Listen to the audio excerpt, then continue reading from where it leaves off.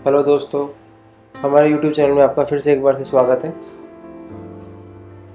आज हम अलवर के जिस ऐतिहासिक स्थल पर हैं उसका नाम है मूसी महारानी की छतरी। दोस्तों, इससे पहले के एपिसोड 1 में आपने देखा कि बाला किला फोर्ट जो है वो क्यों फेमस है, बाला किला फोर्ट कहाँ है। और अगर आपने ये एपिसोड 1 जो से पहले शूट किया हुआ था वो अगर आपने स्किप कर दिया या मिस कर दिया है तो प्लीज़ उसे डिस्क्रिप्शन में जाके एक बार ज़रूर देखें। और उसके बाद जैसे मैंने आपको पहले ही बताया था कि जो पहला आकर्षण का केंद्र अलवर में है वो बाला किला फोर्ट है। बाला फोर्ट के बाद जैसे बाला फोर्ट से आप वहाँ घूमने के बाद आप नीचे उतर के जब आते हैं तो सेकंड जो आपकी डेस्टिनेशन है जो उसके नियर बाय पड़ती है वो मूसी महारानी की छतरी और हमारा अलवर फोर्ट है। अब मूसी महारानी की छतरी और अलवर फोर्ट दोनों एक ही एरिया में स्थित है, इसलिए जब भी आप यहाँ जाने का प्लान बनाएं तो बेहतर होगा कि दोनों जगह के हिसाब से ही जाएं। और तीसरा जो अलवर का एक फेमस जो म्यूज़ियम है अलवर म्यूज़ियम, वो भी अलवर फोर्ट में ही है बेसिकली। तो ये तीनों जगह एकदम पास पास ही है।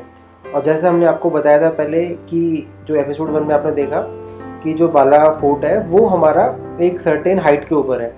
तो वहाँ जब शहर से हम वहाँ की तरफ जाते हैं तो बेसिकली हमें आधे घंटे की जर्नी टाइम है, जिसमें हम गाड़ी या फिर जैसे भी अपने पर्सनल व्हीकल या फिर वहाँ पे जो अवेलेबल जो व्हीकल्स हैं उनके थ्रू हम जा सकते हैं। लेकिन जो ये जो जगह है मूसी महारानी छतरी और अलवर फोर्ट, ये एक्चुअली हमारे सिटी के एडजेसेंट है, मतलब यानी कि सिटी के बिल्कुल पास है। तो अगर आप सिटी में हैं तो यहाँ जाने में आपको हार्डली, मतलब मिडल ऑफ द अलवर से अगर मैं बात करूँ तो हार्डली आपको 10 से 15 मिनट लगते हैं। और दूसरी बड़ी बात यह है कि ये जो जगह है, इस जगह में जो जो हमारा जो एरिया है वो कलेक्ट्रेट के अंडर आ गया है। मतलब जो हमारा कलेक्ट्रेट का ऑफिस है, या ये कह लीजिए कि जो हमारी न्यायपालिका के जो जो ऑफिसेज हैं, वो सारा जो हमारा जो जगह है ये, तो ये सब अब इसमें वो सारे ऑफिसेज स्थित हैं। तो बेसिकली सामने आप जैसे देख रहे हैं ये हमारा अलवर फोर्ट और मूसी महारानी की छतरी के नीचे का जो एरिया है, जो कि एक मतलब एक पानी का रिजर्वायर है। तो बेसिकली ये आपने देखा होगा कि आप किसी फोर्ट में चले जाइए, किसी भी पुरानी इमारत में चले जाइए राजस्थान में, तो आपको एक ये जगह ज़रूर मिलती है। इसे हम देसी भाषा में कुंड बोलते हैं। तो बेसिकली पहले के टाइम पे यहाँ पे लोग नहाते थे, या एक तरह से ये कह लीजिए कि जो भी आसपास का जो पानी है उसको एकत्रित यहाँ पे हुआ करता था। तो पानी को संग्रहित करना ही बेसिकली इसका एक मुख्य उद्देश्य हुआ करता था इस एरिया का। तो इसके देखेंगे आप बहुत सारी सीढ़ियाँ यहाँ पे आपको दिख रही हैं, और राइट साइड में जो आप एरिया देख रहे हैं वो अलवर फोर्ट है। ऊपर की तरफ पहाड़ी है, और पहाड़ी के ऊपर ही हम लोग बाला फोर्ट में गए थे जो कि यहाँ से थोड़ा दूर है। और इसके अलावा जैसे मैंने आपको बताया कि कलेक्ट्रेट और न्यायपालिका का जो ऑफिस है वो भी अब इसी के अंदर शिफ्ट हो गया है। तो बेसिकली थोड़ा सा एरिया ही हमें यहाँ पे घूमने के लिए मिलता है अलवर फोर्ट का। बाकी जो मैक्सिमम एरिया है वो सारा ऑफिस बना हुआ है, और जो कि अलवर ज़िले के अंदर ही आता है, राजस्थान गवर्नमेंट के अंदर ही आता है। तो अगर हम आगे की बात करें तो मैं इसका जो इतिहास है मैं वो आपसे थोड़ा शेयर करना चाहूँगा। तो जो ये मूसी महारानी की छतरी है, ये एक 2 मंजिला इमारत है, और इसका जो निर्माण है वो विनय सिंह ने और महाराजा बख्तावर सिंह और उनकी जो रानी थी, रानी मूसी, उसके सम्मान में विनय सिंह जी ने करवाया था। और ये करीब 1815 के आसपास की बात है। और इसकी बेसिकली फेमस इसीलिए कि जो इसकी वास्तुकला है वो बहुत भव्य है, और जो यहाँ पे जो आपको व्यू दिखता है वो बहुत सुंदर दिखता है। और जो ये आप देख रहे हैं यहाँ पे रेड कलर के जो पत्थर यूज़ किए हुए हैं हाथी के आकार के, इन्हें लाल बालू पत्थर कहा जाता है। और जो इसकी संरचना है वो इतनी अच्छी है कि किसी का भी ध्यान अपनी तरफ आकर्षित कर सकती है।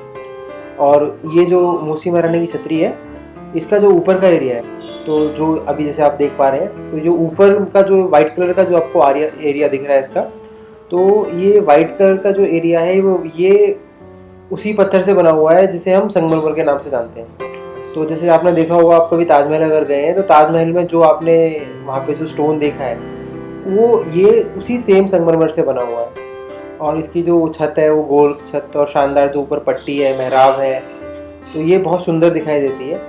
और इसकी जो आंतरिक संरचना है इस स्मारक की वो भी बेहतरीन है। आप देख रहे हैं कि इसमें शानदार नक्काशी की हुई है, दीवारों पर चित्र भी है। हाँ, बाकी लोगों ने थोड़ा सा कुछ अपना इसमें अपनी भी कलाकारी दिखाई। और जो सनसेट है वो यहाँ से बहुत सुंदर दिखाई देता है। तो जब भी आप यहाँ आने का प्लान करें तो इवनिंग टाइम को ज़रूर मतलब चुनें, जिससे कि आप सनसेट में भी यहाँ का मज़ा ले सकते हैं।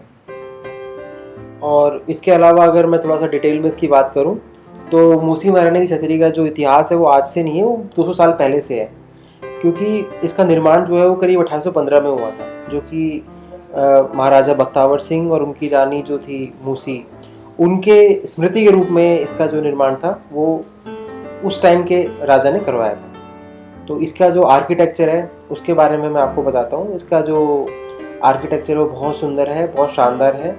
और इसमें फूल के आकार के चित्र हैं, और बाकी मैं जैसे आपको बताया कि बलुआ पत्थर है इसमें लगाया हुआ है। और सेकंड जो दूसरी मंजिल है इसकी, उसमें सफ़ेद संगमरमर का यूज़ किया हुआ है।